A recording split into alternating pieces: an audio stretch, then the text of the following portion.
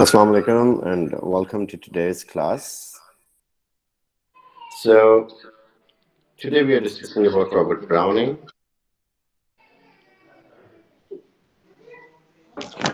Just a minute.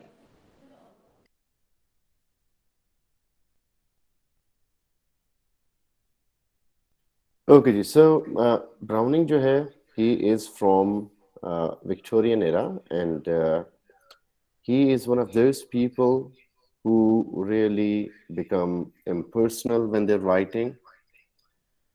और जो उनका writing structure है, that is really very impressive because they're not part of what they're writing.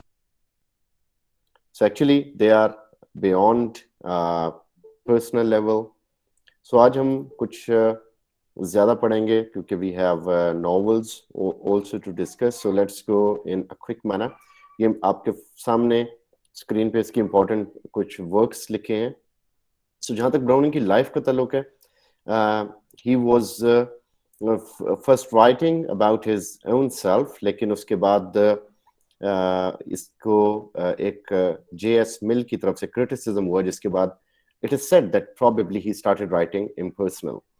So he was a son of a clerk in a Bank of England, और या इतनी कोई ज़्यादा अमीर ख़ानदान से नहीं था, और स्लाइट फॉर्मल एजुकेशन थी इसकी. फिर जब इसकी मुलाकात होती है अपनी वाइफ यानी जो है एलिजाबेथ बैरेट ब्राउनिंग, सो उसके बाद browning from so many hardships, but what happened is कि उसको they had to marry secretly because her father was not allowing it. But afterwards उनको एक अलाउंस मिलता था इसकी ब्राउनिंग की मिसेस के कजन की तरफ से, which was £100 a year, which afterwards were transformed, or like it was a kind of inheritance जो उसकी डेथ के बाद 1856 में इनको मिला. that was £11,000. So ये बड़ी handsome income थी, which make them stable in society. So let's switch to his works. He was great. He was having great interest in painting. That's what's important about it. He was a painter and उसमें interest भी था. ये इसके important works हैं, जिसमें से कुछ works को आज हम देखते हैं कि what he was basically writing about. So first of all, we are talking about his work Fra Lippo-Lippi. But before that, we should know about his writing structure, that what was primarily that he was writing about. So Browning was basically writing impersonal works. He uses dramatic monologue. Soul dissection is also the same of Robert Browning. अब ये soul dissection, dramatic monologue क्या है? ये जब हमने romantics को discuss किया था, तो उसमें हमने इसको डिटेल में देख लिया था. तो ये इसकी टेक्निक है जिसमें इसका कैरेक्टर खुद अपने बारे में सब कुछ बताता है, और शेली की तरह इसकी भी काफी पोम्स होप के एलिमेंट पे एंड होती हैं. सो फर्स्ट ऑफ ऑल फ्रा लिपो-लिपि. सो फ्रा लिपो-लिपि की शॉर्ट स्टोरी है कि एक फ्रायर जो कि एक पेंटर भी है, वो पकड़ा जाता है प्रोस्टिट्यूट्स के एरिया में. तो पुलिस वाले हैरान होते हैं कि ये एक फ्रायर होके, एक रिलीजियस पादरी होके प्रोस्टिट्यूट्स के एरिया में क्या कर रहा है. सो ये एक जस्टिफिकेशन देता है कि मैं 8 साल का था तो मुझे चर्च का मेंबर बना दिया गया. मेरे माँ बाप मर चुके थे, खाने पीने को कुछ नहीं था, एक अरसे से रोटी नहीं खाई थी. पहली दफा जब मैं चर्च के अंदर गया तो मुझे उन्होंने गर्म कपड़े भी दिए, रहने की जगह भी दी और खाना भी दिया. तो मैं बगैर कुछ सोचे समझे प्रीस्ट बन गया और मैंने दुनिया को रिनाउंस कर दिया. दैट मीन्स कि he was not interested in renouncing, only for the reason कि चलो दुनिया का एक हिस्सा बनना है, तो उसने उसको रिनाउंस करने का सोचा. जी Rushda.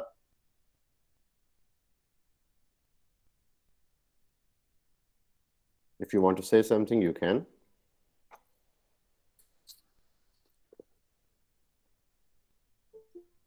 Okay, only raise your hands when you want to speak.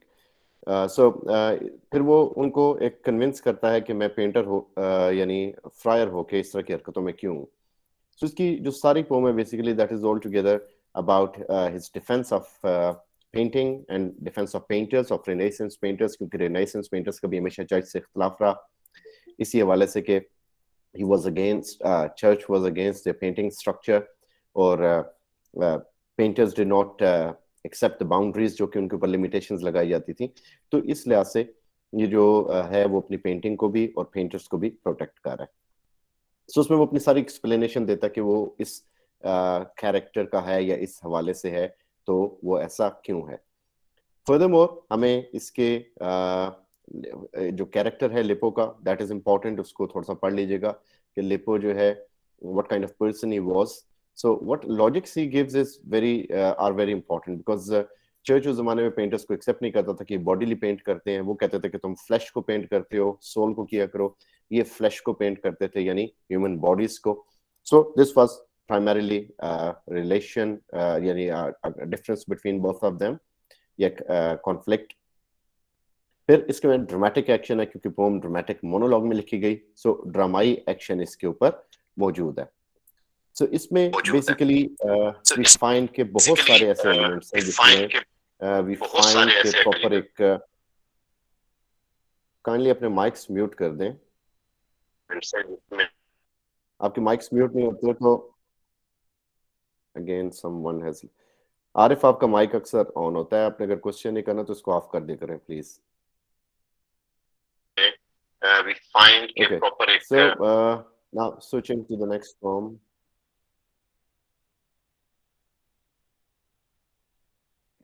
kindly अपने माइक्स को ऑफ कर दें, thank you. Next is patriot into traitor. BA में आपने पढ़ी होगी ये नज़म, कि जिसमें we find like change in fortune, के जो एक फॉर्चून के अंदर चेंज आती है एक बंदे के, जिसमें हम देखते हैं कि एक बंदा जो किसी ज़माने में लोगों के लिए बड़ा इज्जत वाला था, मोहब्बत वाला था, उसके साथ क्या हुआ कि वो उसी को ट्रेटर ठहराया गया। तो वो भी एक ड्रामेटिक मोनोलॉग है जिसके अंदर हमें एक ड्रामाई एक्शन दिखाया गया कि what kind of happening is going on with a person who was once successful or beloved, but now he ended in as a traitor or as a villain. The Ring in the Book, that is a long poem that is of 20,000 lines poem, जिसकी 12 books में इसको लिखा गया, और इसके ऊपर like 1868 से 69 तक वो इसको लिखता रहा। ये बेसिकली एक प्रोसीडिंग्स थी एक रोमन मर्डर ट्रायल की, जिसको उसने एक नज़म की शक्ल दी। तो इसमें बेसिकली क्या है कि एक यंग वुमेन पोम्पिलिया, जो कि खूबसूरत खातून थी, वो अपनी मैरिज में अनहैप्पी थी क्योंकि एक ओल्डर मैन से उसकी शादी होगी जो कि क्रूअल काउंट भी था, जिस तरह के वो एक माय लास्ट डचेस में दिखाता है काउंट। सो इसमें यह कि she prevails upon a young priest to help her return to her parents home, कि वो अपने पेरेंट्स के घर में जाना चाहती है और वो इसलिए एक यंग प्रीस्ट की हेल्प चाहती है। So the count finds them, और पंपलिना को एक कॉन्वेंट में भेज दिया जाता है, उसे बैनिश कर दिया जाता है, प्रीस्ट को उसके साथ साथ। सो पंपिलिया जो है वो अपने पेरेंट्स के पास वापस आती है। कोर्ट उसके लाइक जो है काउंट जो है वो उसकी असैसिनेशन का अरेंज करता है उसको मारने के लिए, और काउंट को अरेस्ट कर लिया जाता है, फिर उसका ट्रायल होता है और फिर उसे मार दिया जाता है। सो दिस इज फ्रॉम, इसमें भी मैकियावेलियन अप्रोच और सारा जो लास्ट डचेस के अंदर हमें ये सारे सिंबल्स मिलते हैं, cruelty, greed, jealousy, renaissance spirit, वो उसमें भी है। My last duchess again very important poem, जिसमें एक काउंट है जो कि रिनेसेंस के स्पिरिट पे पूरा उतरता है, उसकी मैकियावेलियन अप्रोच हमें नजर आती है। उसकी क्रूएलिटी जो है वो डिपिक्ट हो रही है उसके कैरेक्टर में से, और ड्रामेटिक मोनोलॉग में he tells everything about himself. और वो जो एक डिप्लोमेट लेके आता है एक रिश्ता एक किसी साथ वाले एक काउंट की बेटी का, तो उसको क्लियर बता देता है कि डाउरी के साथ साथ मुझे खातून को ये भी बता दिया जाए कि वो मेरे अगर रूल्स पे पूरा नहीं उतरेगी तो नेक्स्ट तस्वीर मैं उसकी लगा दूंगा। सो इसमें बेसिकली ये एक चीज है। And then we get to know about जो इसके अंदर ड्रामेटिक एक्शन है वो बिल्कुल मौजूद है। ड्रामेटिक एक्शन किस तरह के, काउंट जो है वो मोनोलॉग में है, वो खुद ही बोल रहा है, लेकिन उसके साथ साथ जो लोग हैं वो अपनी एक लाइक कन्वर्सेशन नहीं कर रहे, लेकिन एक्शन उनका दिखाया जा रहा है पोइट के हवाले से। ओके, सो इसके हवाले से जो क्वेश्चन थे, जिस तरह ड्रामेटिक मोनोलॉग और मोनोड्रामा, ये क्वेश्चन आया।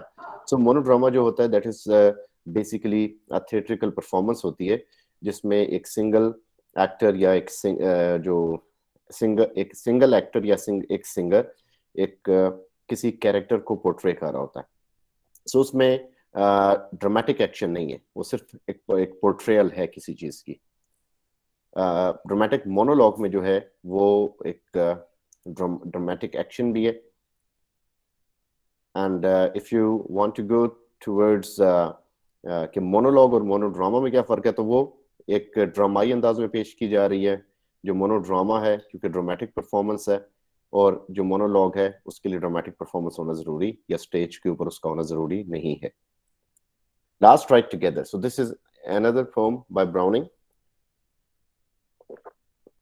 इसमें जो ब्राउनिंग है वो इंतहाई ऑप्टिमिस्टिक थीम, पेसिमिस्टिक थीम के अंदर से ऑप्टिमिज्म ढूंढता है। और पेसिमिस्टिक थीम्स कौन से हैं इसमें? सबसे पहले सबसे ज्यादा पेसिमिस्टिक एलिमेंट ये कि he is having last ride with his beloved. इसकी बिलवड के साथ लास्ट राइड है और उसके बाद ये कभी नहीं मिलेंगे। लेकिन उसमें भी वो तीन एलिमेंट्स ढूंढ लेता है ऑप्टिमिज्म के। एक एलिमेंट ये है कि ये राइड चलती रहे, कभी खत्म ना हो। सेकेंडली, ये राइड जो है ये कुछ मोमेंट्स ये सदियों में बदल जाएं। और तीसरा वो कहता है कि मुझे बिलव्ड अगर यहाँ पे मिल गई तो दुनिया यहीं पे जन्नत बन जाएगी। सो मैं चाहता हूँ कि मुझे बिलव्ड जन्नत में मिले, ताकि मरते वक्त कुछ मेरे पास फैसिनेशन हो। अगर मैं मरूंगा तो आगे what is the reward that I am going to get in heaven. So इसके लिए यानी एक इंतहाई पेसिमिस्टिक नज्म के अंदर we find some optimistic elements. इसके अलावा एक और नज्म इसकी जो इसमें मेंशन है, दैट इज पियट पाइपर ऑफ हेमेलिन। ये भी एक इम्पॉर्टेंट वर्क है इसका, अ चाइल्ड स्टोरी। सो एक नरेटिव पोम है जिसमें 303 लाइंस उसने यूज की, और ड्रामेटिक लिरिक्स में इसको लिखा गया। और इसमें इसके one of the important works समझा जाता है।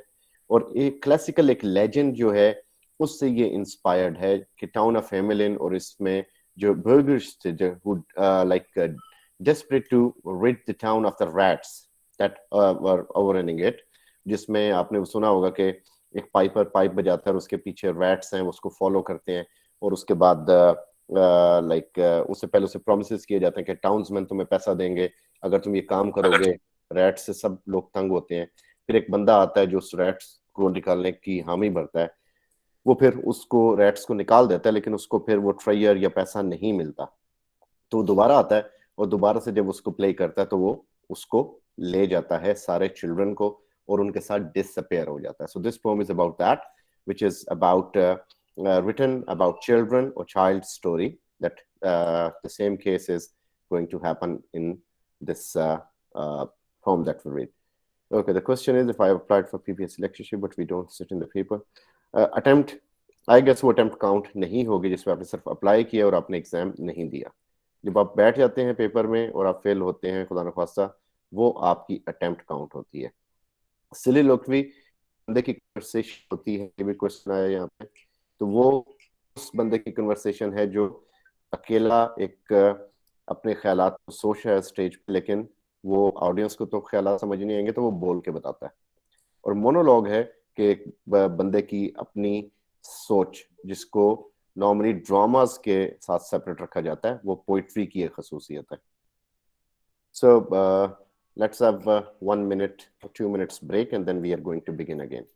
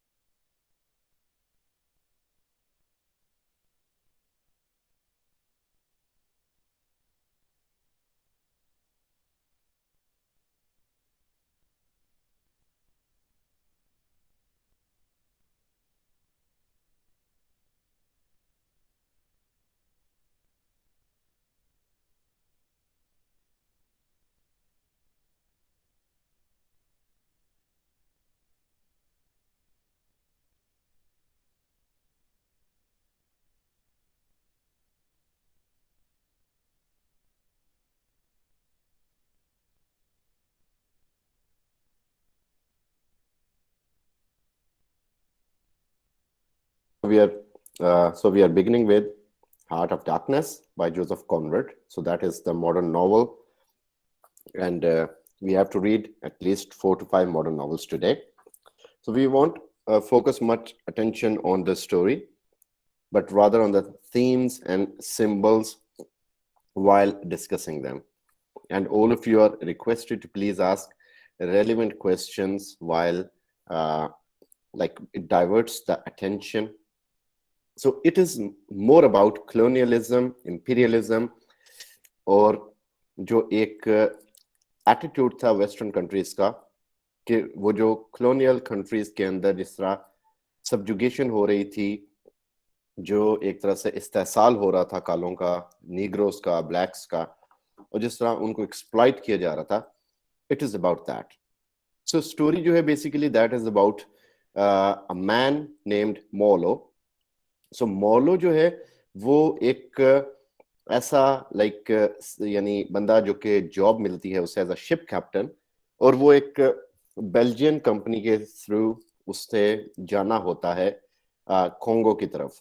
सो एक स्टीमर का, एक शिप का कैप्टन बनता है वो, और उसके साथ उसने जाना है कॉन्गो की तरफ, और वहां पे इसकी फाइनल जो डेस्टिनेशन है that is to meet mister Kurtz. Kurtz is a character. अब हार्ट ऑफ डार्कनेस जो टाइटल है, इसके दो मीनिंग्स है. Number one, he's moving towards the heart of darkness, like moving towards the interiors of Africa. He's moving towards what you call के जो centre है Africa का, वहां पे जा रही है, और इसलिए इसको हार्ट कहा गया. और सेकंड, इसको हार्ट इसलिए कहा गया कि he is moving towards such a place जो कि और such a thing is shown to us, जहां पे एक बंदा जो कि जिसके बारे में आप ये कह सकते हैं कि एक चेंज उसके अंदर आई, एक प्रोसेस ऑफ चेंज से वो गुजरा कि उसका जो ईवल था अंदर का वो उस पर इतना हावी हो गया कि लाइक उसका जो दिल है उसकी डार्कनेस क्लियर हो गई, उसके सारे जो था एक वो जो civilisation that came to an end. Irony भी है इसके अंदर जो हमें नजर आती है बहुत ज्यादा. सो मोलो जो है, I will be cutting short the story. इसमें बेसिकली होता है मोलो जो है इसको एक आंटी ये जॉब लेके देती है, उसे बताती है तुम सिविलाइजेशन के लिए जा रहे हो, तो तुम्हें वहां पे सिविलाइजेशन का एक तुम्हें टास्क मिला है, कालों को जाके तुम तरबियत दोगे, सिविलाइज करोगे. So is very happy with this कि हम एक चलो टीचिंग के हवाले से जा रहे हैं और उनकी तरबियत के लिए. सो ये जाता है तो देखते हैं कि इसका शिप जहां से गुजरा है वहां पे बहुत सारी कंपनीज बनाई गई हैं. अब ये कंपनीज कौन सी हैं? ये हेडक्वार्टर्स हैं जो कि लिंक करते हैं आपस में, सामान एक कंपनी से आगे भेजा जाता है, और सबसे आगे है इनर स्टेशन जहां पे मिस्टर कर्ट्स बैठता है. इन सारी मैनेजर्स की आपस में चपकलिश भी है, इनका आपस में बहुत ज्यादा एक वो भी है, एक सर्दमेरी भी है इनके अंदर बहुत ज्यादा, व्हाट वी कॉल इज के एक jealousy.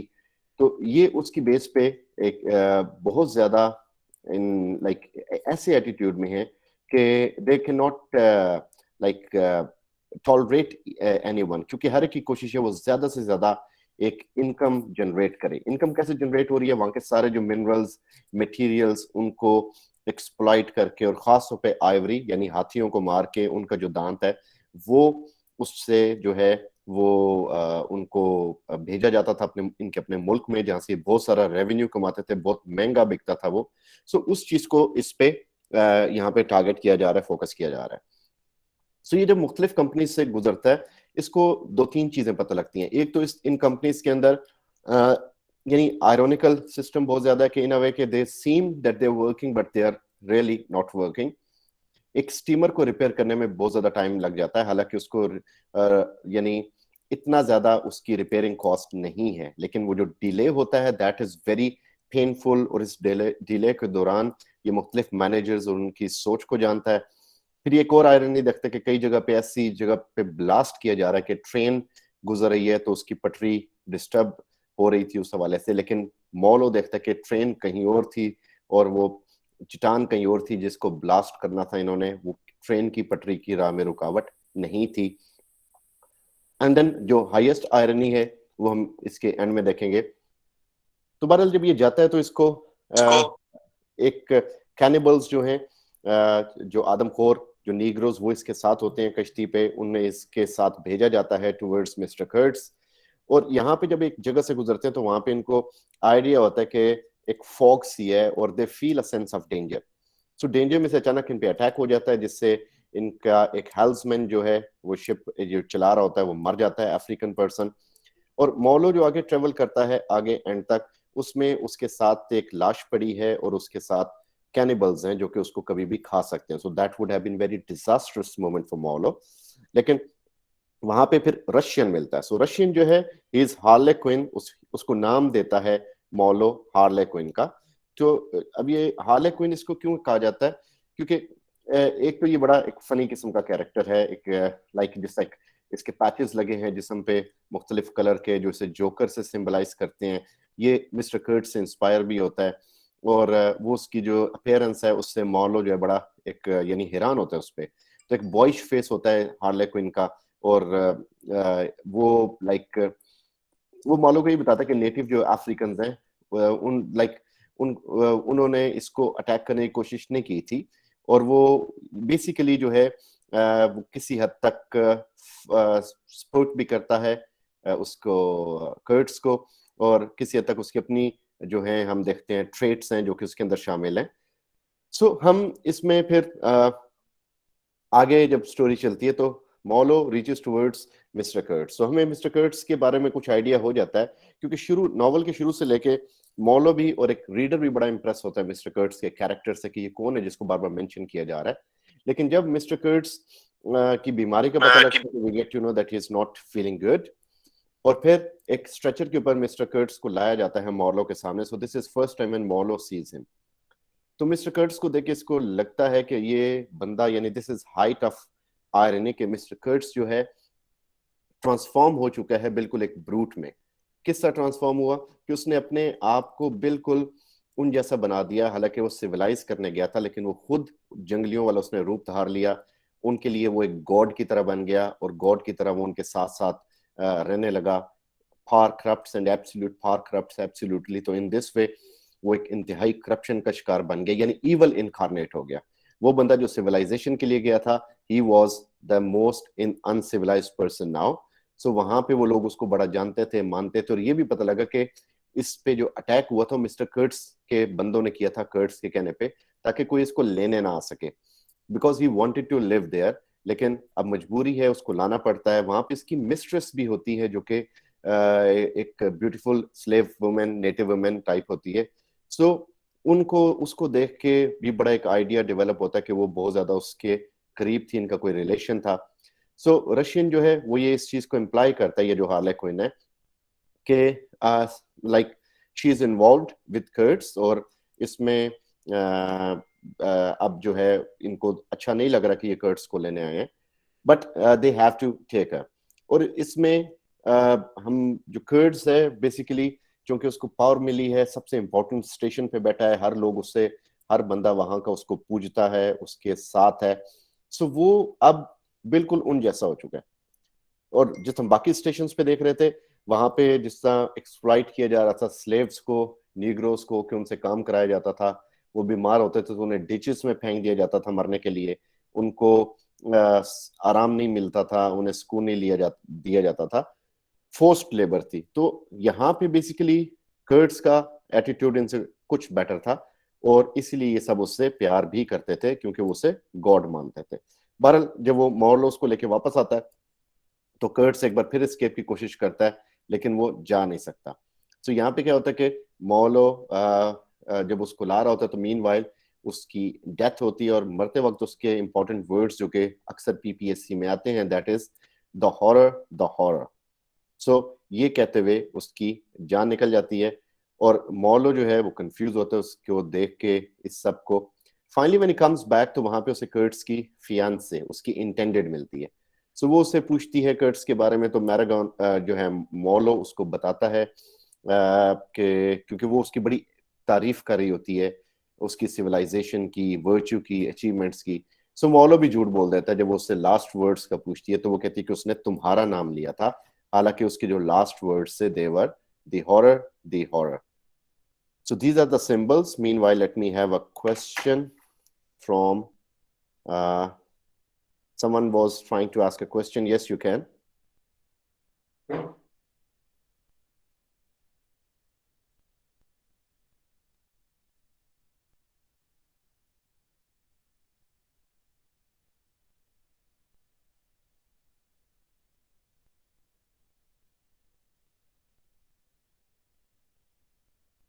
Okay, so I guess voice is clear, but those people for whom the voice is not clear, they must switch back and come again. White man's burden. So white man's burden जो है, that is a very important theme of the novel. अब ये इसको क्यों कहा गया, क्योंकि जिस शुरू में हमने देखा कि white man's burden ये एक like इन अ वे के एक जिम्मेदारी, ठीक है। ये एक बुक भी थी किपलिंग की, जो उसमें फिलिपीन और अमेरिकन वॉर के ऊपर उसने लिखी, और इस पे कॉलोनियल कंट्रोल के हवाले से, जिसमें लोग एक हमला करते हैं दूसरे मुल्क पे, उसे सब्जुगेट करते हैं, उस पे अपना असर रसूख बना लेते हैं। सो उस चीज़ को सामने रखते हुए वाइट मैन जो मुख्तलिफ प्रिटेंसेस हैं उनके, जिसकी बेस पे वो अटैक करते हैं, और वो अटैक्स जो हैं मुख्तलिफ किस्म के हैं, जिसमें जिस प्रिटेंसेस मुख्तलिफ किस्म के हैं, कभी सिविलाइजेशन के लिए, कभी पीस कीपिंग के लिए। सो इन मुख्तलिफ बहानों से वो, या तिजारत की गर्ज से जाना, ये उनके वो कुछ लाइक बहाने हैं। जी Naseem. So the same case is discussed in the shooting of an elephant in BA lesson, where George Orwell discusses the white man's brutality, and he discusses the double face of white man.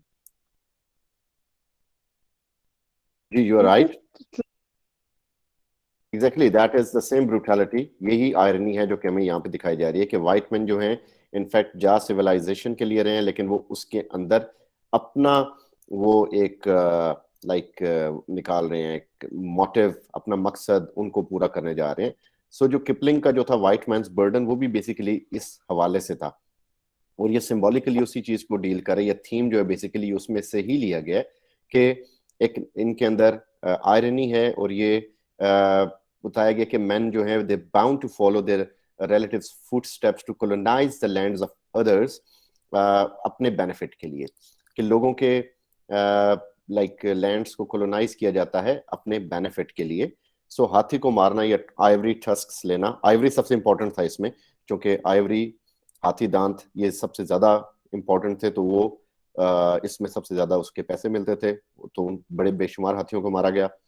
Lack of truth है इसमें, जो कि हम देखते हैं कि उनकी बातों में, कोल फेल में जो तजाद नजर आता है। मॉलों को कॉलोनाइजेशन एक इम्पॉर्टेंट थीम है, एक्सप्लॉयटेशन एक बहुत इंपॉर्टेंट थीम है जो कि कालों के साथ किया जा रहा था। रेशियल डिस्क्रिमिनेशन के गोरों की हुकूमत थी, blacks were bound to serve.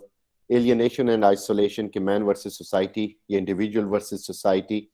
And moral corruption, कि हर बंदा मॉरली करप्ट था, they were not fine to their faith to each other, so they were morally corrupt. Next we have the symbols. अब जो सिंबल्स हैं उसमें सबसे पहले फॉग है। जो फॉग आती है, वो फॉग जो बेसिकली सिंबल है, जिस तरह फॉग हमेशा सिंबल होता है कि जैसे कोई चीज को छुपा लिया जाए, जैसे किसी चीज की आइडेंटिटी को खत्म कर दिया जाए। तो जब यहाँ पे फॉग आती है तो वो बेसिकली एक प्रोटेक्शन मिल जाती है, जिसमें से उन लोगों को पता नहीं चलता कि अटैक कौन कर रहा है। मॉलो और उसका जो ग्रुप है, दे गेट कंफ्यूज कि ये लोग किस तरह उस चीज से अपने आप को बचाएं। उसमें एक इनका हेल्समैन, उसकी डेथ भी हो जाती है। So this is very unfortunate about that. So एक तो हमारे पास इसमें फॉग है, और फॉग ये भी है कि इसमें जो एक रियलिटी को छुपाया गया, यानी रियलिटी जो छुपाई गई लोगों से, कि हर बंदा जो था वो ये समझ रहा था कि ये एक सिविलाइजेशन के लिए जा रहे हैं, which was not so. So the white sepulchre next theme है हमारे पास। ये ब्रसल्स के हवाले से, जहाँ पे जो कंपनी के जो हेडक्वार्टर्स लोकेटेड थे, ये उसका जिक्र है। सो ये बेसिकली स्पल्चर कहते हैं टूम को, डेथ को, कन्फाइनमेंट को। सो यूरोप जो था वो ओरिजिन था इस चीज का कि कॉलोनियल एंटरप्राइजेस की जाएं। स्पेनिश, पोर्टुगीज, इंग्लिश, फ्रेंच, ये सारे जो लोग थे मुख्तलिफ इलाकों में जाके मुख्तलिफ इलाकों को काबू किए बैठे थे. So that represents cruelty, dehumanisation, evil और एक प्रोहिबिट चेंज जो कि दुनिया में आ रही थी. और ये बेसिकली जो वाइट जो कल्चर है ये बाइबल से लिया गया वर्ड, और ये इन ही चीजों को एट्रीब्यूट कर रहा है, इस तरह के तमाम तर चीजों को. एंड देन knitting और women is next theme. So women जो है वो क्यों थीम है, क्योंकि इसके अंदर हम देखते हैं कि जो ख्वातीन हैं उनका एक डिफरेंट किस्म का बिहेवियर है. फर्स्ट ऑफ ऑल आंटी जो थी उसकी, जिसने इसको कुछ एक अलग लेसन करके भेजा. फिर इंटेंडेड जो है इसकी जो थी, और जो अफ्रीकन थी मिस्ट्रेस, वो एक इस तरह की स्लेट को रिप्रेजेंट करती हैं जिनकी जो वैल्यू है basically of wealth of their respective societies can be displayed. कि वो एक ऐसा एक समझ लें कि एक वाइट बोर्ड है जिसके ऊपर उनकी सोसाइटीज झलकती हैं. इंटेंडेड इज रिप्रेजेंटिंग कर्ड्स की जो सिविलाइज सोसाइटी है, और जो मिस्ट्रेस है she is representing that wild society जहां पे वो रह रहा है. इसके बाद फिर रिवर है. रिवर रिप्रेजेंट करता है उस ट्रेवल को, उस मिस्टीरियस ट्रेवल को जो कि इंसान को हार्ट ऑफ डार्कनेस या हार्ट ऑफ अफ्रीका की तरफ लेके जा रहा है. And then furthermore we have harlequin, further we have knitting, wool. So wool की जो knitting है that is very important. कि हमने knitting को देखा like A Tale of Two Cities में हमने knitting को देखा, Antigone में. So knitting is always very morbid kind of element which shows some bad omen, something bad is going to happen.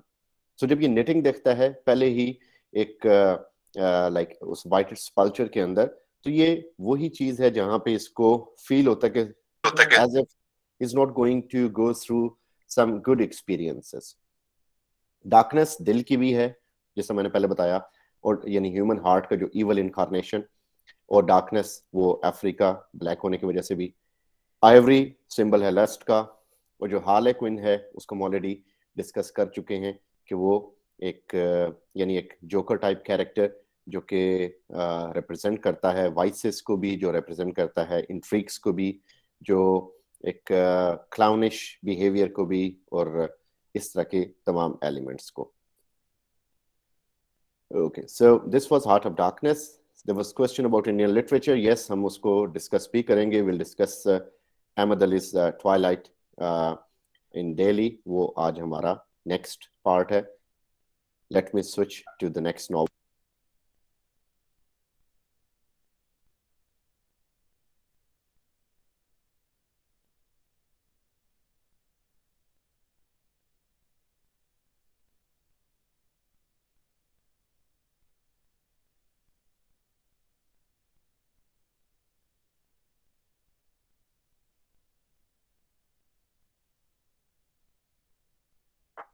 Okay, ji.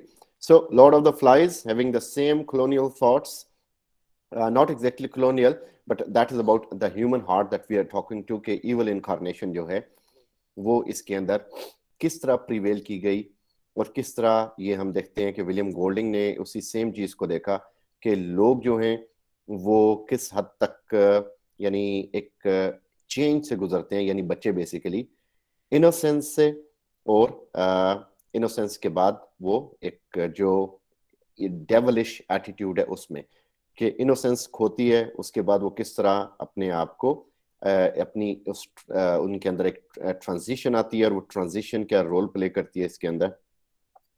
इसका जो title है Lord of the flies, that is very important. Lord of the flies कहा जाता था बीएल्ज़ेबub को, who was Saturn second like devil.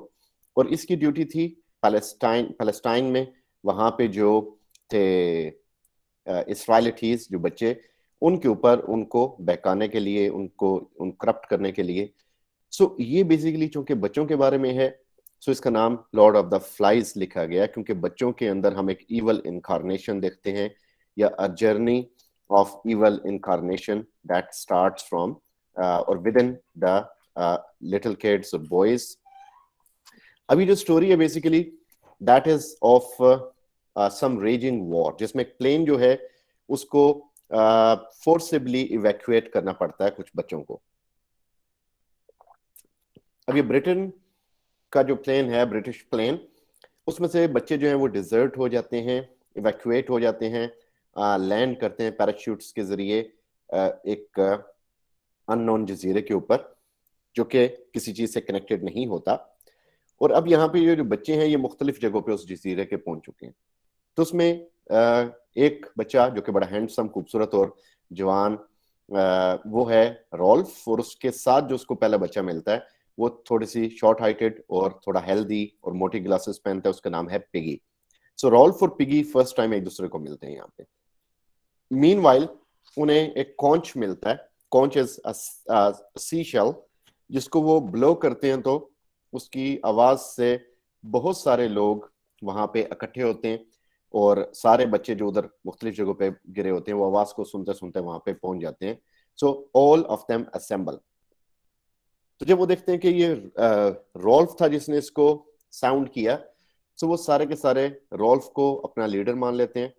और Jack जो उसके मुकाबले में लीडर बनना चाहता है, जो कि क्वायर ग्रुप का एक मेंबर है, यानी वो जो एक क्वायर ग्रुप, सिंगिंग ग्रुप जो के साथ आया होता है उस जगह पे, वो उसका एक लीडर होता है। तो वो भी लीडर बनना चाहता है इन बच्चों का, लेकिन चूंकि रॉल्फ को चूज कर लिया जाता है तो उसे लीडर बना दिया जाता है हंटेड, ये जो हंटर्स होते हैं उस ग्रुप का, कि ये इनके लिए खाना जो है वो लेके आएंगे।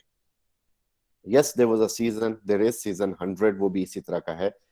अब basically this is a battle of survival, कि ये बच्चे अब किस तरह सर्वाइव करेंगे, क्योंकि इनकी मेन अपॉर्चुनिटी इनको ये मिलनी चाहिए कि, या ये ढूंढेंगे कि how to go back.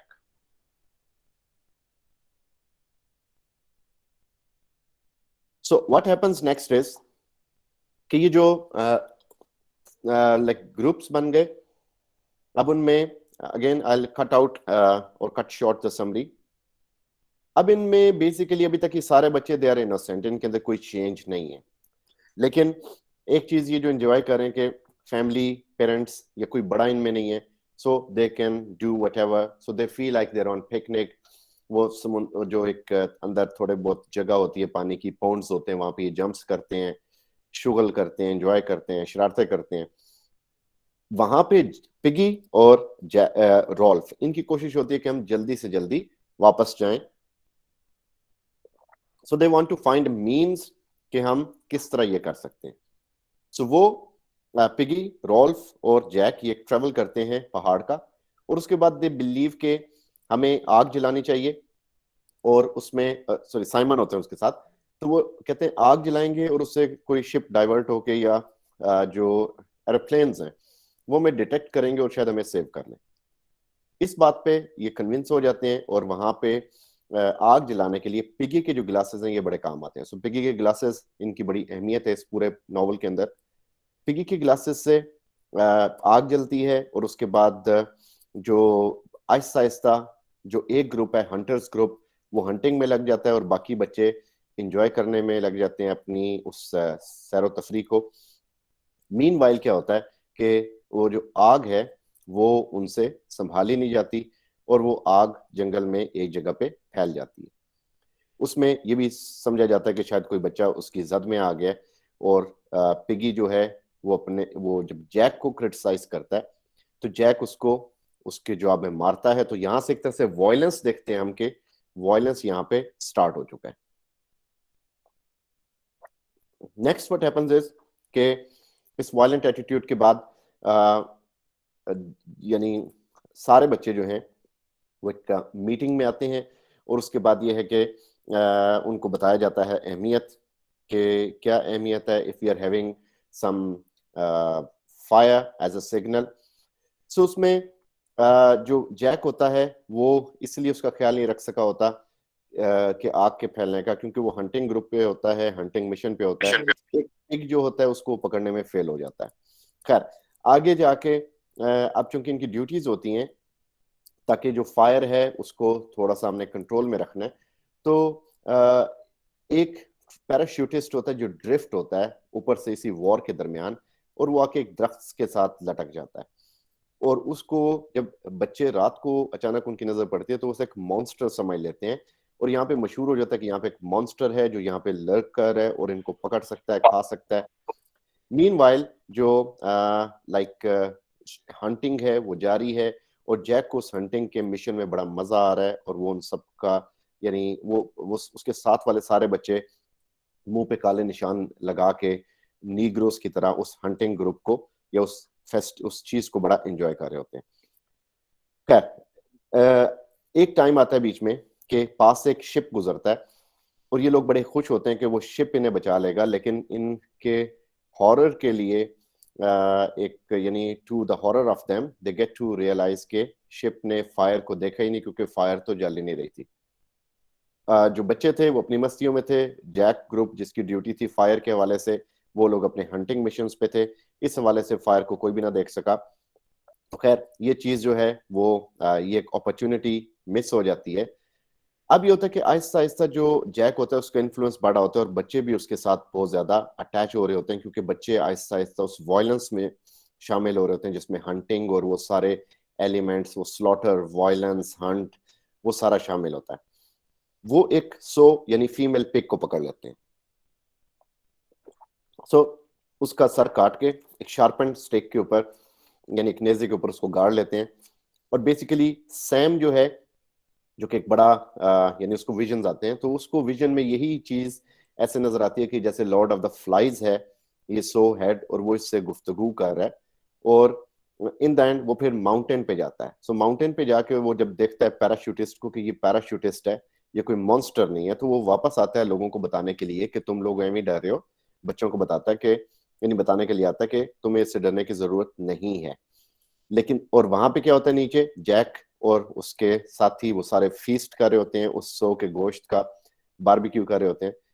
Jack और उसकी टीम जब देखती है सैम का शेडो, आग में बहुत बड़ा शेडो, तो वो समझते हैं मॉन्स्टर आ रहा है, और वो जो दूर अंधेरे में एक सैम चलता आ रहा होता है उस पर अटैक कर देते हैं और उसको मार देते हैं, यानी बेर हाथों से उसको कत्ल कर देते हैं। अब पिगी और रॉल्फ जो है वो बड़ा इस चीज पे उन्हें दुख होता है, और मीनवाइल पिगी की ग्लासेस भी ले ली जाती हैं इसलिए कि आग जलाई जाएगी, और उसमें जो सैम की जो डेथ है ये बड़ी एक गलत बात समझी जाती है। खैर उस पे ये होता है कि जब ये आर्ग्यू करने जाते हैं पिगी और रॉल्फ, तो ऊपर से एक बच्चा पत्थर फेंकता है, रॉजर, जो कि पिगी के ऊपर लगता है और पिगी की डेथ हो जाती है। रह जाता है रॉल्फ। रॉल्फ उनसे बचते हुए भागता है, और भागते भागते फिर यानी वो अपनी जान बचा रहा होता है, और सारे बच्चे यानी वो सारे एक तरफ हो जाते हैं, अब रॉल्फ अकेला है, और सबके अंदर ऐसा लगता है कि ईवल आ चुका है, वो सारे क्रूअल वायलेंट हो चुके हैं, और वो इसको ढूंढ के मारने के लिए इसके पीछे भाग रहे होते हैं। वहां पे जो है एक नेवल ऑफिसर आता है, और नेवल अफसर लकीली वहां पे उनको देख लेता है आग को, और वो इनको बचाने आता है। तो बाकी बच्चों को जब ये फैक्ट क्लियर होता है, यानी उनकी अकल थोड़ी सी उनमें वापस आती है, वो रियलाइज करते हैं कि क्या हो रहा है, क्योंकि वहां तो अपने आप कोई बड़ा समझ रहे होते हैं, लेकिन जब कोई रियल ओल्डर पर्सन उनके पास आता है तो दे बिगिन टू सॉब, और उन्हें फील होता है कि उन्होंने क्या क्या जुल्म किए, पिगी को मारा, सैम को मारा, और किस तरह बर्बरियत दिखाई। दिस बेसिकली एंड्स के उन सबको वहां से रेस्क्यू कर लिया जाता है। इसमें basically we are shown civilization versus savagery, sorry वही कॉन्सेप्ट्स जो हमने देखे हार्ट ऑफ डार्कनेस में। जी मिस नसीम।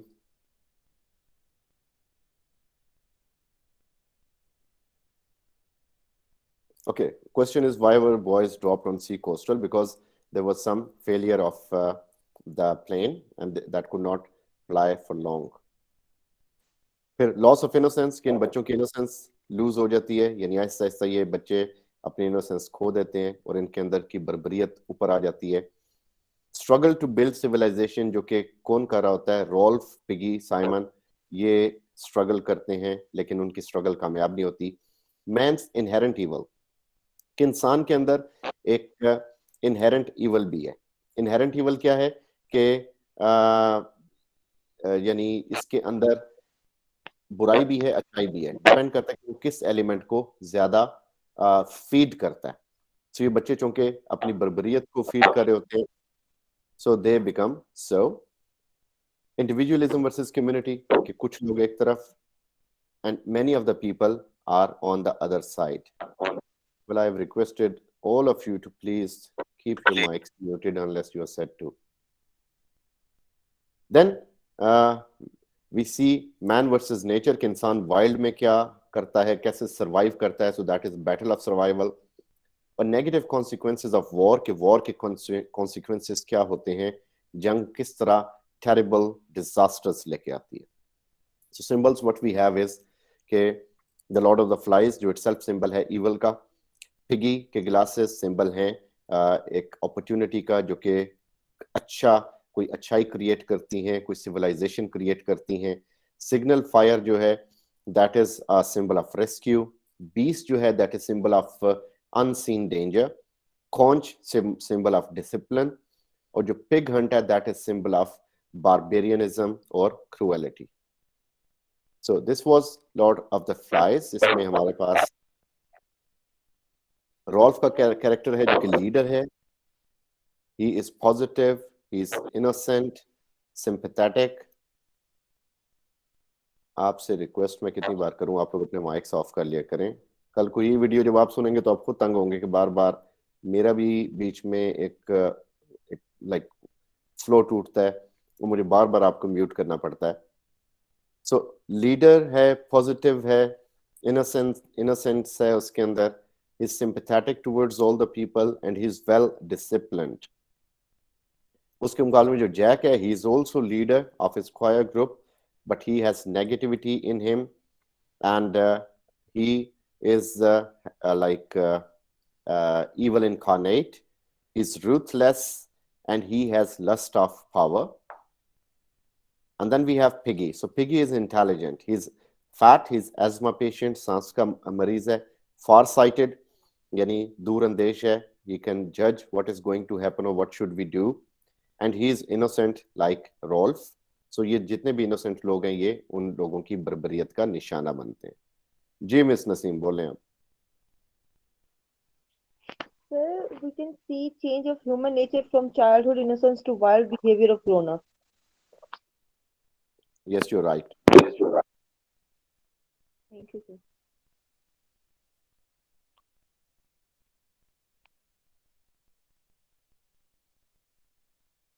आप सही कह रहे हैं. जैक जो था वो रॉल्फ से था. एंड मिस अनीला कह रही है without society man can be a beast animal. एक बीस्ट एनिमल दोनों सेम है. ये सोसाइटी नहीं है तो सोसाइटी का प्रेशर आप पे नहीं है, प्रेशर नहीं है तो रूल्स नहीं है, नॉर्म्स नहीं है, लॉज नहीं है. सो और ये तो आप उधर की बात कर रहे हैं ना. Even if you see here in the society के सिग्नल है तो हम सिग्नल को लेके चल रहे हैं. सिग्नल नहीं है तो हमसे बड़ा बीस्ट कोई नहीं होता वहां पे. हम यानी सबसे ज्यादा लॉ को तोड़ने वाले हम लोग हैं. तो लॉ जब तक जबरदस्ती इंप्लाई नहीं किया जाएगा हम उसे नहीं मानेंगे. हेलमेट कितना जरूरी है लेकिन आप देखें कितने लोग पहन के चलते हैं. सीट बेल्ट कितनी इंपॉर्टेंट है लेकिन हम सिर्फ मजबूरी में बांधते हैं जब पुलिस वाले को देखें. सो ये और वन वे को हम मोस्टली अवॉइड नहीं करते. हमारी कोशिश होती है कि अगर वन वे से हमारा रास्ता कम है तो बेशक जिन मर्जी एक्सीडेंट्स होते हैं हम करें. सो ये तो वैसे कहने को नॉवल होते हैं, छोटी मोटी कहानियां जिनको हम पढ़ लेते हैं, लेकिन अगर अप्लाई करें तो हमसे बड़ा जो है जैक भी कोई नहीं है, हमसे बड़ा कर्ट्स भी कोई नहीं है, हमसे बड़ा बील्ज़ेबब भी कोई नहीं है और हमसे बड़ा ईवल इनकारनेशन भी कोई नहीं है. Okay, just switching to another novel, which is again written in the same pattern.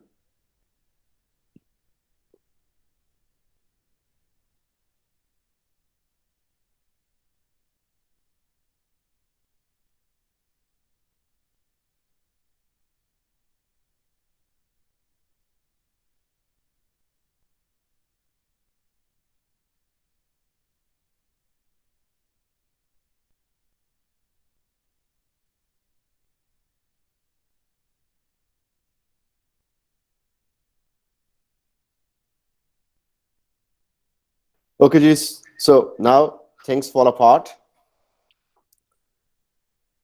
जिस तक के टाइटल सजेस्ट कर रहा है कि everything comes to an end. Okay, there's a comment, killing someone was symbolized with death of good in the time of evil. Yes, very good. You're very right. Okay, things fall apart. Yani, ending of civilization, ending of something, ending of a culture, ending of dominance, ending of like some customs और some society, ये सब इसके meanings इसमें बनते हैं। अब ये जो सोसाइटी है ये एक अफ्रीकन ट्राइब को उसने लेके दिखाया कि एक अफ्रीकन ट्राइब है जो कि एग्जिस्ट करता है और उसमें उसका जो एक लीडर है उस या एक वॉरियर है उस क्लैन का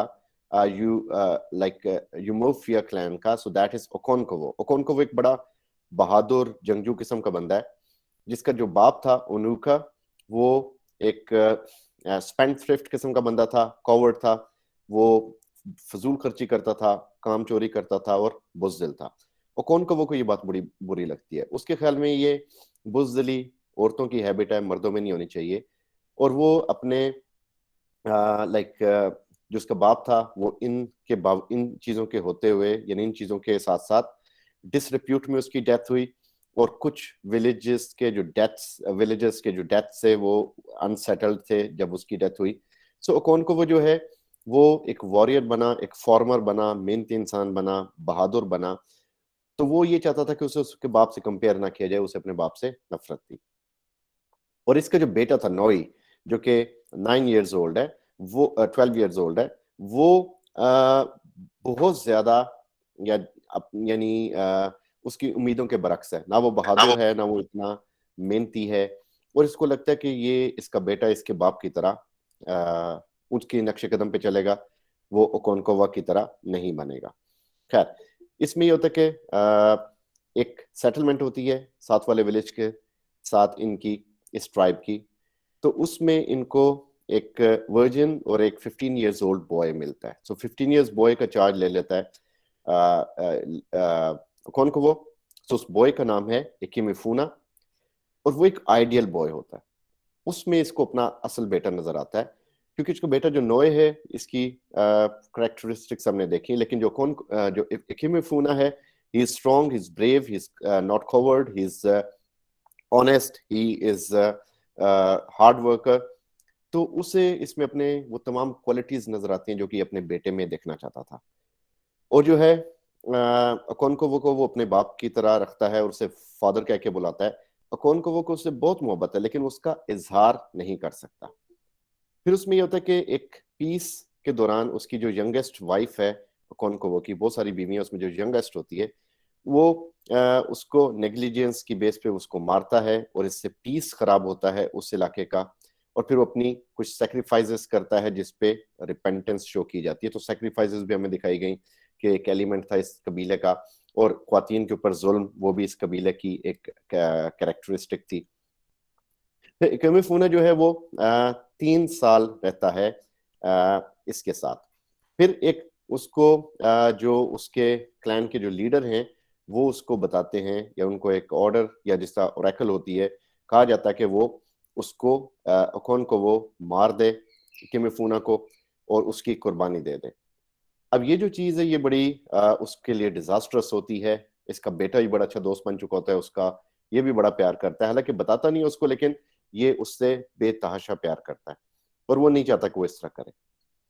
अब ये कि वो इकिमिफुना को लेके जाता है कि चलो मैं तुम्हारी माँ से मिलवा लाऊं तुम्हें, और क्लैंसमैन भी साथ होते हैं उसके।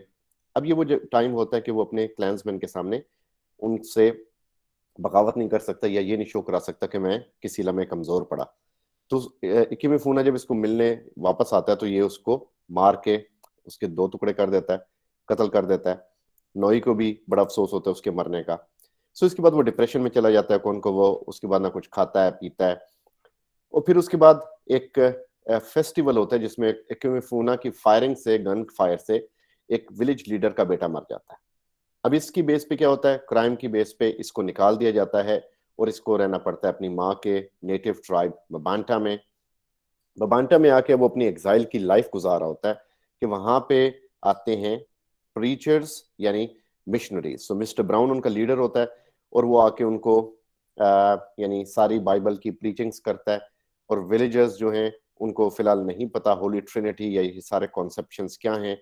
सो ये है कि लेकिन वो उनको यानी उसको बुरा भी नहीं समझते, गलत भी नहीं कहते। मिस्टर ब्राउन जो है वो अभी लड़ाई इनसे नहीं करना चाह रहा। सो मिस्टर ब्राउन जो है वो बीमार होता है तो उसकी जगह पे रेवरेंड जेम्स स्मिथ आ जाता है, ये भी प्रीस्ट है, वो एक स्ट्रिक्ट बंदा होता है। सो वो आके लाइक ये जबरदस्ती कन्वर्ट भी कर रहे होते हैं लोकल लोगों को।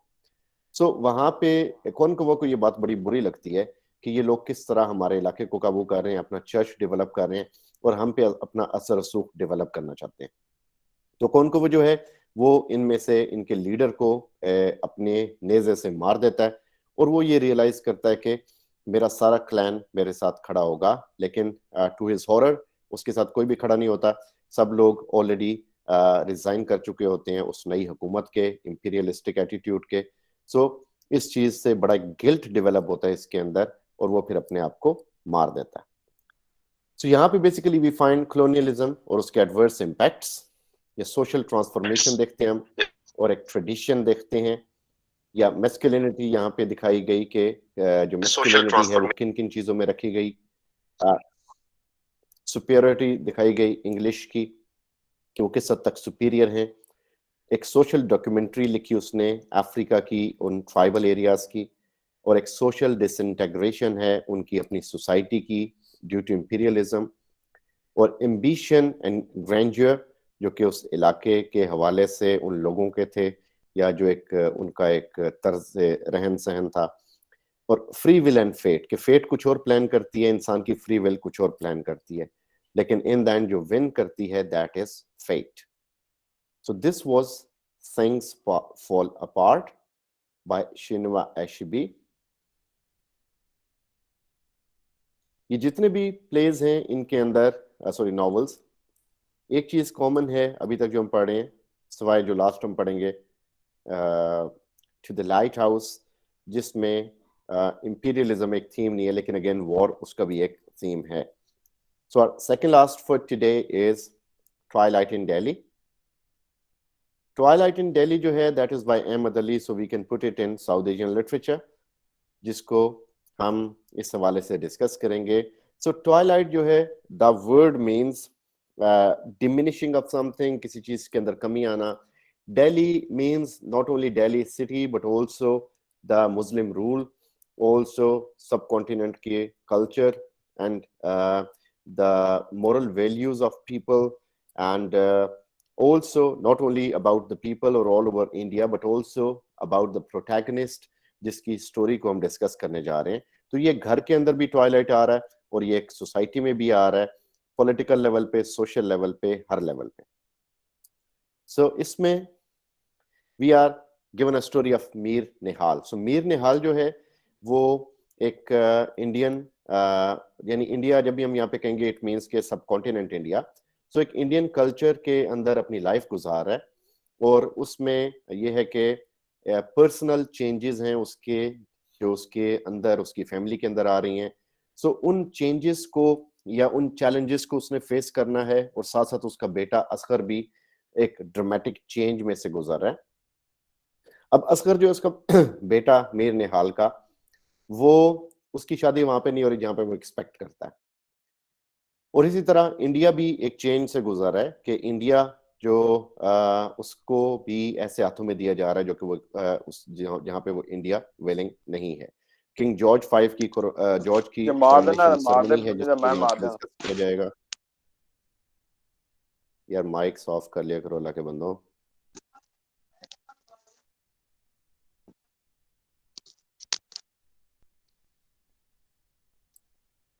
सारे मोशन की जो है ना बेड़ा गर्क हो जाता है इसमें। Okay, so we then get to know के मीर निहाल जो है उसकी तरह इंडिया की भी एक फॉर्मर ग्लोरी थी जो कि अब डिमिनिश हो रही है, ट्वाइलाइट का शिकार हो रही है। अब मीर निहाल जो एक हॉट समर अपने घर वापस आता है और डिस्कस होती है उसके बच्चों की शादी का किस्सा, और जो है मीर निहाल क्वेश्चन करता है कि उसके बेटे असगर की शादी जल्दी क्यों की जाए। मीनवाइल एक स्नेक जो कि इसके पिजन खूब के अंदर घुस जाता है, पिजन के उस पिजन्स के पिंजरों के अंदर। सो उस स्नेक को वो इजीली मार देता है, लेकिन स्नेक शोज के समथिंग हैज पेनिट्रेटेड, जो कि ब्रिटिशर्स का भी एक सिंबल है कि वो पेनिट्रेट कर चुके हैं और वो अब आते रहेंगे। सो उसके बाद ये है कि जब वो बात करता है दोबारा इसी टॉपिक पे, तो असगर एंटर होता है घर में, यानी इसका बेटा। असगर ने इंग्लिश शूज पहने होते हैं, जो कि मीर निहाल को बड़ा बुरा लगता है, बड़ा ऑफेंड होता है वो इस चीज पे, क्योंकि मीर निहाल रिप्रेजेंट्स ऑल थॉट्स और अ बिट पैट्रियोटिज्म। असगर उस थॉट का कि उसको अब कॉलोनियलिज्म या इंपीरियलिज्म से इतना फर्क नहीं पड़ता, बल्कि ही हैज एक्सेप्टेड, और वो उनकी चीजों को भी पहन रहा है। सो इसके बाद असगर चला जाता है, इससे पहले कि लड़ाई शुरू हो। सो रूफ पे जाके अपनी गर्लफ्रेंड या अपनी बिलवर्ड, जो कि सोशल क्लास में उससे नीचे है, बिल्किस, उसके सपने सोचना शुरू हो जाता है। और असगर जो है वो उससे शादी करना चाहता है, तो इसलिए अपनी सिस्टर बेगम वहीद, उनको खत लिखता है कि वो आए और उसकी शादी के हिसाब से गुफ्तगू करें। वो आती है तो असगर कहता है कि वो अगर उसकी शादी इससे ना हुई तो वो जनाब सुसाइड कर लेगा। इस बेस पे जो बेगम वहीद है वो अपनी मदर के पास जाती है और उनसे रिक्वेस्ट करती है कि वो कुछ ना कुछ करें। खैर, इसमें जो मीर निहाल है वो इस चीज को एक्सेप्ट नहीं करता, क्योंकि जो बिल्किस है she comes from lower class family, और मीर निहाल बड़ा क्लास कॉन्शियस है इस मामले में। क्लास कॉन्शियसनेस भी एक इसका थीम है। अब इसमें फिर हमारे पास असगर जो है इसका दिखाया गया कोट ट्रेट की इसकी एक मिस्ट्रेस है जिससे ये मिलने जाता है, शी इज मुश्तरी बाई। सो ये भी हमें दिखाया गया कि मोरल वैल्यूज इनकी कितनी कम हो चुकी थी या खत्म हो चुकी थी। सो उसका असगर का दोस्त जब मुश्तरी बाई को बताता है कि he is in love with Bilkis, तो उसका दिल टूट जाता है। और खैर असगर जब वापस आता है तो बेगम वहीद जो है वो कहती है कि मैं तुम्हारी मदद करूंगी और माँ से बात करूंगी। So he is happy for this कि चलो एटलीस्ट कोई सिलसिला शुरू होगा। मीर निहाल एक और हॉट समर को वापस आता है, तो वो देखते हैं कि उसके घर में हीट स्ट्रोक है, तो अपनी फैमिली को थोड़ा सा उनका ख्याल रखता है। और फिर जब अपने पिजन्स को देखने जाता है तो उनमें से कुछ पिजन्स मर चुके होते हैं। वो कुछ नए पिजन्स लेता है और अपने उन प्राइस पिजन्स के दरमियान छोड़ देता है। ये बेसिकली क्या है कि पिजन के साथ साथ मीर निहाल की फैमिली और इंडिया की ग्लोरी भी खत्म हो रही है। पिजन्स इस बात का सिंबल भी है। खैर, उसके साथ जो सर्वेंट्स हैं वो उसमें लाइक वो एक खबर लेके आते हैं मीनवाइल कि उसकी जो मिस्ट्रेस है, यानी बाप बेटे ने भी मिस्ट्रेस रखी हुई है, बाप ने भी रखी हुई है, यानी बड़े मियाँ तो बड़े मियाँ, छोटे मियाँ सुभान अल्लाह। तो उसकी जो मिस्ट्रेस है बड़े की, यानी उसके अब्बा जी की, यानी बब्बन जान, वो मौत के करीब है, मरने वाली है। इस पे वो पिजन्स का जो कूप है उससे अनलॉक छोड़ के पागलों की तरह भागता है, लेकिन उसके पहुंचने से आधा घंटा पहले वो मर चुकी होती है। खैर, ये बड़ा डिसहार्टन होता है उसके घर में, पैसे पूसे देके आ जाता है। जब वो घर आता है तो देखता है कि स्ट्रे कैट घुस चुकी होती है और उसने उसके सारे पिजन्स मार दिए होते हैं, यानी end of that cultural values और end of the glory of Muslims और द कल्चर। सो उसके बाद वो बिल्कुल थक हार के बैठ जाता है, हर चीज से रिजाइन कर देता है और बिल्किस और असगर की शादी की इजाजत भी दे देता है। और उसके बाद वो अल्केमी पढ़ना शुरू कर देता है। और उसमें फिर वहां पे हमें पता चलता है कि कोरोनेशन सेरेमनी है, जिसपे बहुत सारी दुनिया जाती है उसको देखने के लिए कि किंग को ताजपोशी की जा रही है। मेरे निहाल जब वापस आ रहा होता है तो वो देखते हैं एक बेगर को, जो किसी जमाने में एक रिसेंट डिपोज्ड रॉयल फैमिली यानी मुगल फैमिली, उसका एक यानी उसका एक यानी फैमिली मेंबर, यानी एक रॉयल फैमिली मेंबर जो कि बेगर बन चुका है। सो ये हमें वो बेगर रिप्रेजेंट करता है सोशल और एक चेंज ऑफ पावर के लोग किस तरह ये चेंज ऑफ फॉर्चून को। खैर, उसके बाद वो वहां से जब वापस आता है तो असगर और बिल्किस जो हैं उनकी शादी की तैयारियां शुरू हो जाती हैं। शादी की तैयारियां अच्छी होती हैं, वो आपस में बिल्कुल एक दूसरे के साथ सही चल रहे होते हैं। बल्कि उसके बाद फिर एक और चेंज आती है शादी के बाद, वो ये होती है कि असगर और बिल्किस कुछ नए सामान को घर में लाना शुरू कर देते हैं, जो इम्पोर्टेड सामान होता है। अब वही मीर निहाल जो किसी जमाने में उसके इंग्लिश शूज देख के परेशान था, अब वो आहिस्ता आहिस्ता उस पर कुड़ना छोड़ देता है। और वो लाइक मीनवाइल जो बिल्किस है, बिल्किस की मदर, बिल्किस यानी एक बेटी को जन्म देती है जहां आरा को। उसके बाद बिल्किस के फादर की डेथ हो जाती है। सो बिल्किस डिप्रेशन में चली जाती है।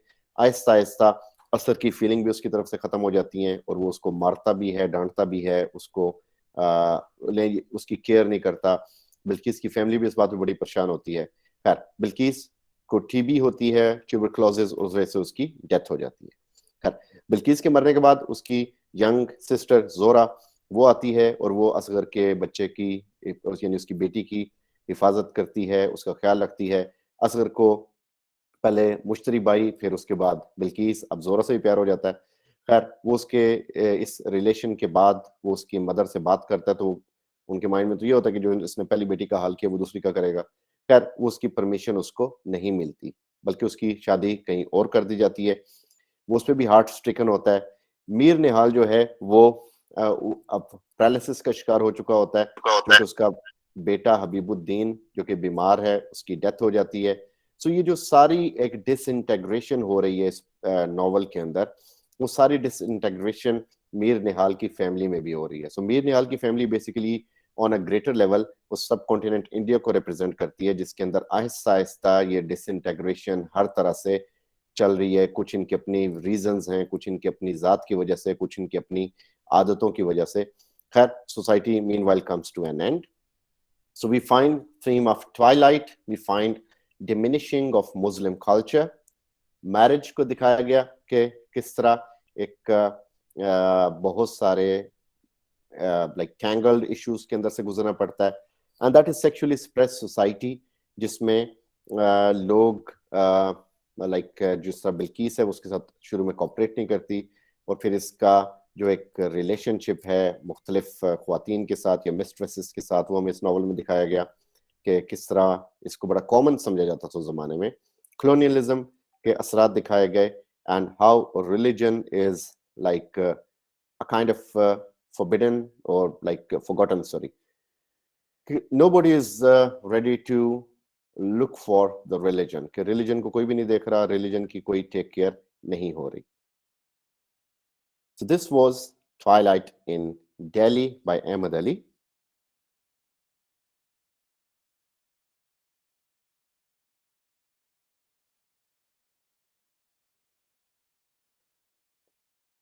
And then finally for today we have To the Lighthouse. Now before going to the lighthouse, or before going to the lighthouse, I have given you some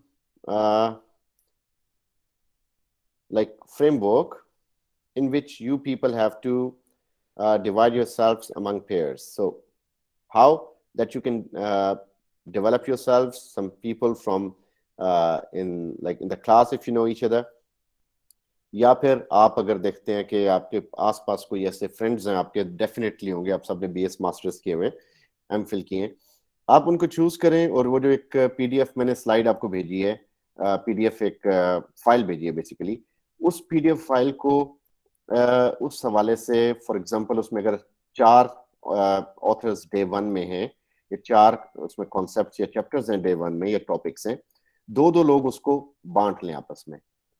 जब आप लोग बांट लेंगे तो आपने क्या करना है, you can make a time, जिस टाइम में आप बैठ के आपस में डिस्कशंस कर सकते हैं, आप ड्रिल कर सकते हैं, आपने जो एक बंदे ने एमसीक्यूज किए वो दूसरे से पूछे। सो this is how you can make a drill.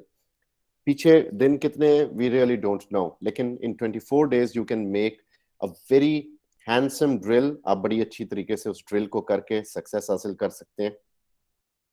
और देयर वाज अ क्वेश्चन के इंपीरियलिज्म और कॉलोनियलिज्म में क्या फर्क होता है। कॉलोनियलिज्म जो एक टर्म है बेसिकली, जहाँ पे एक कंट्री कंकर करता है और दूसरे मुल्कों के यानी रीजन्स को अपने काबू में करता है। इंपीरियलिज्म में एक एम्पायर क्रिएट की जाती है और उसे एक्सपेंड किया जाता है नेबरिंग रीजन्स के अंदर। So to the lighthouse basically stream of consciousness पे लिखा गया बाय वर्जीनिया वुल्फ, और ये विलियम जेम्स ने सबसे पहले इसको यूज किया था, इस टेक्निक को, हु वाज अ साइकोलॉजिस्ट, उसने इस टर्म को कॉइन किया basically. To the lighthouse जो है इसके 3 सेक्शंस हैं, the window, time passes and the lighthouse. So हर एक में स्ट्रीम ऑफ कॉन्शियसनेस है, बहुत सारे नरेटर्स के पॉइंट ऑफ व्यू से ये नरेट की गई। इसके अंदर जो इंपॉर्टेंट कैरेक्टर्स हैं हमारे पास, like mister Ramsay, missus Ramsay, इनकी जो बच्चे, वो लिली ब्रिस्को एक पेंटर जो कि आके पेंटिंग स्टार्ट करती है, और वो पेंट करना चाह रही है लाइट हाउस को। और उसके अलावा कुछ गेस्ट्स जो इनके घर में आते हैं, और बेसिकली एक फादर और सन का भी एक रिलेशन इसमें दिखाया गया, हस्बैंड और वाइफ का भी रिलेशन दिखाया गया, और टाइम का भी रिलेशन दिखाया गया। सो ये बेसिकली जो स्टार्ट होता है नॉवल, उसमें हमें दिखाया गया एक relationship between mister and Mrs Ramsay. Like ये जो दोनों कैरेक्टर्स हैं ये एक दूसरे के इतने करीब हैं कि लाइक मिसेस रैमजे जो है she understands her husband a lot, और वो उसकी बातों को एक्सेप्ट करती है, और वो उसकी बातों को लाइक फोकस करती है, क्योंकि कोई और बंदा उसकी बात पे उस तवज्जो नहीं देता। इवन उसके अपने बच्चे भी उस चीज को पसंद, यानी उसके फादर, अपने फादर के एटीट्यूड को, उसमें कई बातों को पसंद नहीं करते। जो प्ले ओपन होता है उसमें भी दिखाया जाता है कि सॉरी नॉवल के जो है Mrs Ramsay, she is a kind of match maker, कि जो उधर वो उसके ज़हन में ये होता है कि मैं किस तरह फैमिली को फैमिली ओरिएंटेशन करूं, किस तरह फैमिली की एक्सपेंशन करूं। एक इनका जो बेटा है 6 years old, James Ramsay, so he is desperate कि वो उसे लाइट हाउस पे ले जाया जाए। लाइट हाउस क्योंकि एक फैमिली जो है ये आयरलैंड में आती है अपने समर हाउस में छुट्टियां गुजारने के लिए, तो इसकी कोशिश होती है कि ये वहां पे बैठे, ये लोग उधर बैठ के आराम से समर को स्पेंड करें। और इनके घर से कुछ ही दूर इनको लाइट हाउस नजर आता है, डेफिनेटली इतना करीब भी नहीं है, लेकिन ये कि वो वहां पे जा सकते हैं थोड़ा सा ट्रैवल करके समुंदर में। तो समुंदर में जाने के लिए उन्हें चाहिए कि समुंदर जब साफ हो, कोई उसमें तूफान ना हो। तो जो जेम्स है वो बहुत ज्यादा मुतजस्सिस है, उसकी जिस तरह बच्चों के अंदर क्यूरोसिटी होती है, तो वो बड़ा क्यूरियस है कि उसे लाइट हाउस पे ले जाया जाए। लेकिन उसकी माँ जो है उसे प्यार से कहती है कि अगर वेदर अच्छा होगा तो नेक्स्ट डे हम जाएंगे। तो उनका जो फादर है मिस्टर रैमजे, जो कि थोड़ा सा एक सिनिकल है, वो बड़ा एक ब्लंट अंदाज में कह देता है कि नहीं, हम लाइट हाउस पे शायद नहीं जा सकते, मौसम ठीक नहीं होगा। इस बात को जेम्स जो है बड़ा सीरियसली लेता है, और उसके अंदर ये चीज बड़ा एक उसके यानी एक हेट्रेड डेवलप होती है फादर के हवाले से, जो कि खत्म होगी नॉवल के एंड में जाके। फिर कुछ गेस्ट्स आते हैं उनके घर में, कोई उसमें लाइक उसमें लिली ब्रिस्को है जो कि एक पेंटर है, और वो आके मिसेस रैमजे की पोर्ट्रेट शुरू करती है बनाना। मिस्टर रैमजे जो है वो एक मेटाफिजिकल फिलोसफर भी होता है, तो वो बार बार उसकी जो वाइफ है उससे मोटिवेशन भी मिलती है उसे, और वो चाहता कि उसकी तारीफें करती रहे। वहां पे मिसेस रैमजे चाहती है कि विलियम बैंक्स, जो कि उनका एक ओल्ड फैमिली फ्रेंड है, वो भी आया होता है, कि लिली उससे शादी कर ले, कि मैंने बताया कोई मैच मेकर है। लेकिन लिली कहती है मैं अकेले रहूंगी। फिर ये है कि मिस्टर रैमजे वो एक और शादी कराने की कोशिश करता है, पॉल रेले और मिंटा डोयल, जो कि इनके गेस्ट्स होते हैं। तो ये बेसिकली सब फैमिली यूनिटी या ओरिएंटेशन, जिस तरह मैंने कहा, ये चीजें यहाँ पे चलती रहती हैं। फिर ये वी गेट टू नो के टाइम पासेस, उसके बाद लोग जो हैं वो आहिस्ता आहिस्ता अपने अपने कामों में चले जाते हैं। मुख्तलिफ लोग मुख्तलिफ एंगल से इस नावल को बयान करते हैं, और उसमें वी रीच टू चैप्टर यानी पार्ट 2 या बुक 2। जो बुक 2 है that is about time passes, कि टाइम गुजरता है। अब जो टाइम गुजरा है यहाँ पे, उसको हम इस तरह से देख सकते हैं कि वर्ल्ड वॉर 1 जो है वो हो चुकी है, और उसमें यानी यूरोप के अंदर तबाही हुई। उसी दौरान मिसेस रैमजे एक रात को मर जाती है। इनका जो बेटा है एंड्रयू रैमजे, जो सबसे बड़ा है, वो उस जंग के अंदर कत्ल हो जाता है, मारा जाता है। और उसकी सिस्टर प्रू, उसकी भी डेथ हो जाती है, क्योंकि वो चाइल्ड बर्थ के हवाले से। सो इन दिस वे फैमिली काफी यानी उसमें काफी ट्रेजेडीज हो जाती हैं। सो फैमिली समर हाउस में एक लंबा अरसा नहीं आती, 10 साल हो जाते हैं। 10 साल तक ये लोग इस जगह को विजिट नहीं करते। ये जगह डिके का शिकार हो जाती है, खराब हो जाती है। सो 10 साल बाद वो फैमिली एक बार दोबारा प्लान करती है लिली ब्रिस्को के साथ कि वो दोबारा इस जगह पे इकट्ठे हों, और यहाँ पे इस लाइट हाउस की यानी इस समर हाउस को दोबारा से सही करें। सो मिसेस मैकनैब जो हाउस कीपर होती है, उसे बताया जाता है कि इसको साफ किया जाए। तो the light house final section, इसमें ये सारे एक जगह पे जो बची खुची फैमिली और इनके फ्रेंड्स ये इकट्ठे होते हैं। सो लिली अपनी पेंटिंग स्टार्ट करती है जो उसने छोड़ी थी, और मीनवाइल जो उनका एक अबंडेंट विजिट था, उसको ये दोबारा से इसको करने की कोशिश करते हैं कि वो जो लाइट हाउस की तरफ विजिट था।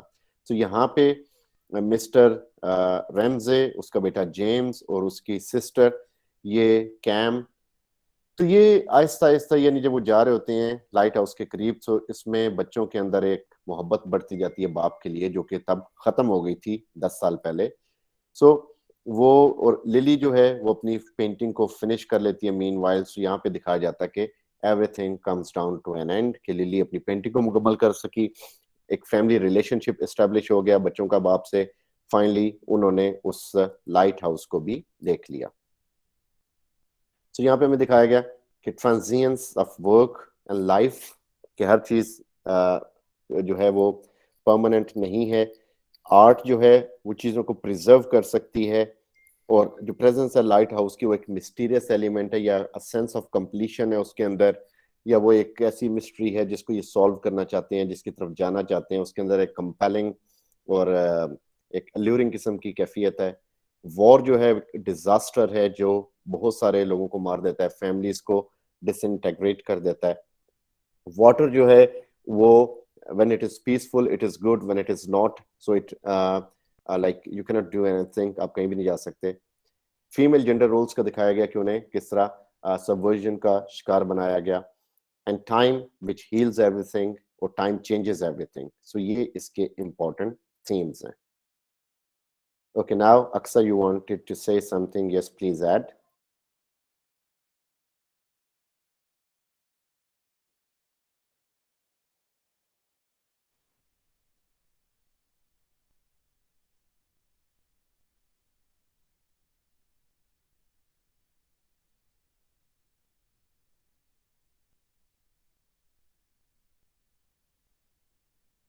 Okay, is anyone else Sir, in I the... want to ask, can we say that James was suffering from Oedipus complex?